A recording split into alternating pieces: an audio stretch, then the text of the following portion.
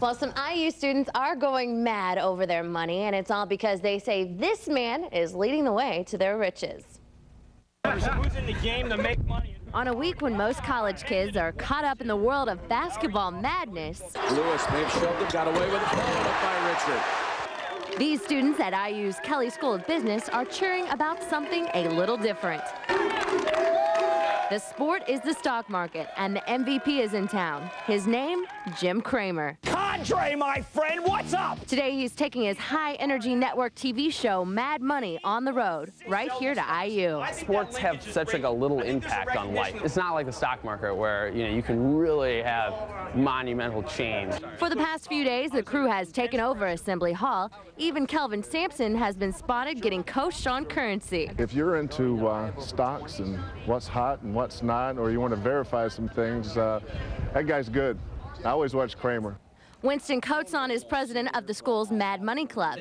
He helped bring the show to Bloomington. I thought it was an interesting opportunity because right now I'm at one of the best business schools in the country, and why not try getting my favorite business show here to do an episode? This stock has now borrowed from next year's performance. Jim tells the kids if it was not for them, he wouldn't be doing his job. Here you have an impact because these are people who are just beginning, and you want to get them, if you're like me, you want to get them in the game.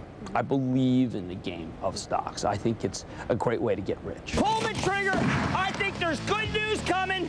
Our show is unique in the sense that we are directional. We tell people what to do, and the only time you ever see that is in sports. The former hedge fund manager has made some pretty big slam dunks in stocks himself.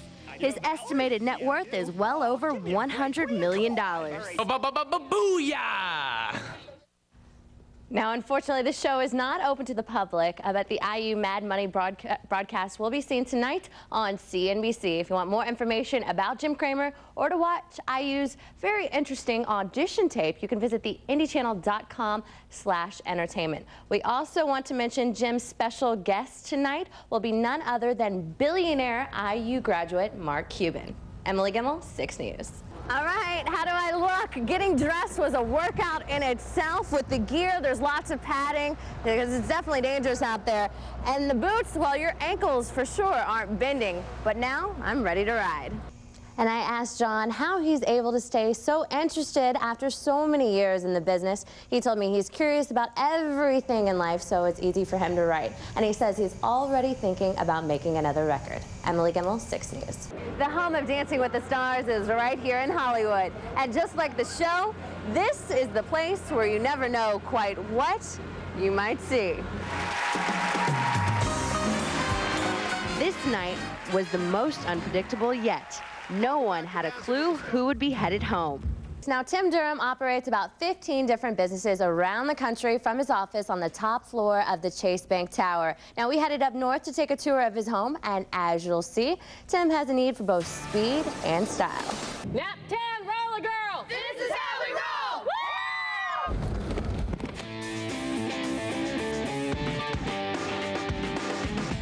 Leave your etiquette at home. These ladies have bruises, painful injuries, tattoos, and hardcore nicknames. But they're still very beautiful in every bit of their own right. These women are pioneers with a punk rock style. They're rolling in a faded sport from the 70s and hyping it up right here in Indy. It's a little bit ice hockey, it's a little bit football, it's a little bit soccer, and it's a whole lot of fun. The Women's Flat Track Derby Association caught on in Austin and is spreading all over the U.S. like wildfire. Audiences like its realness. Unlike decades ago, nothing is staged. Go! Their head coach calls it the hardest sport for women. I train them like a bunch of men and they respond to it. And we train hard.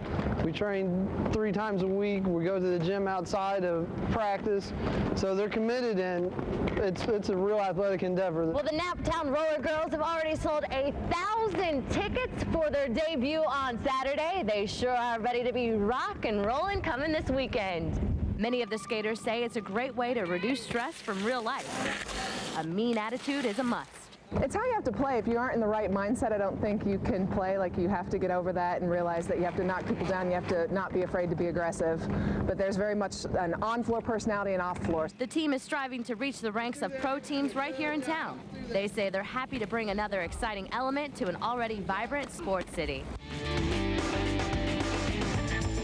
Reporting from the north side, Emily Gimmel, 6 News.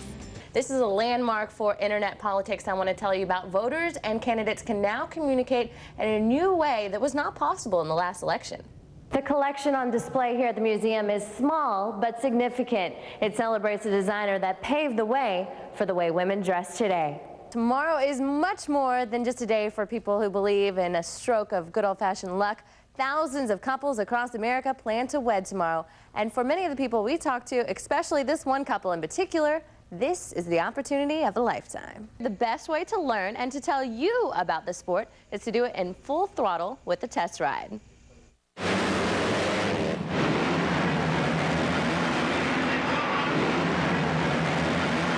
Before the crowds and the glory of big-time arena competition,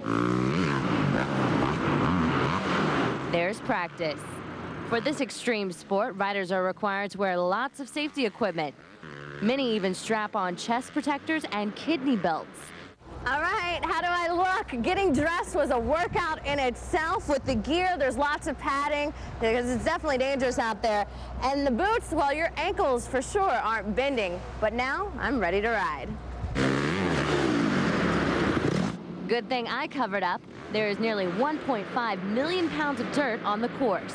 The road crew spends 5 days building it. The best way to learn? By observation. As you can see, this is a very dangerous sport. Kids like Justin actually start as young as age 3. That's why I'm starting out on a much smaller vehicle. My vehicle is a 4-wheeler. On the other hand, Justin Brayton is a top national rider. In real competitions, speeds in Supercross can surpass 60 miles per hour, and riders can fly high to heights of 70 feet. It's pretty dangerous, but all of us here are professionals, and it's no more dangerous than going out and playing a game of baseball or football. With that in mind, I fulfill my own need for speed. Yeah! You guys are brave to stand right there. Believe it or not, there are a handful of professional females on the Supercross circuit. I am not one of them. My arms feel kind of sore, but I think I got a pretty good workout. It was a pretty good rush. So how do you think I did? I think you did awesome. A lot of people that ride it for the first time get all crazy and they're all over the place, but you did good. The main event can be quick. It runs 15 to 20 laps. But the action lasts all day with practice laps and qualifying heats and other exciting activities. Indy's race is one of 17 around North America this year. The championship is in Las Vegas this May. It's really, really action-packed, and a lot of, for people who like extreme sports or anything, if you come here and watch the Colts, it's just like that. It's just action-packed. You never know what's going to happen, and stuff changes all the time. They won't let you on the dirt, but there are lots of opportunities to meet the athletes and hang out and watch the qualifying rounds. You got on the dirt. You look like you got a little speed once you got going. Yeah, I didn't do bad. I didn't crash. So. That's always That's a good thing. I'm glad you were on the 4-wheeler. I'm glad you stayed with that. We're glad you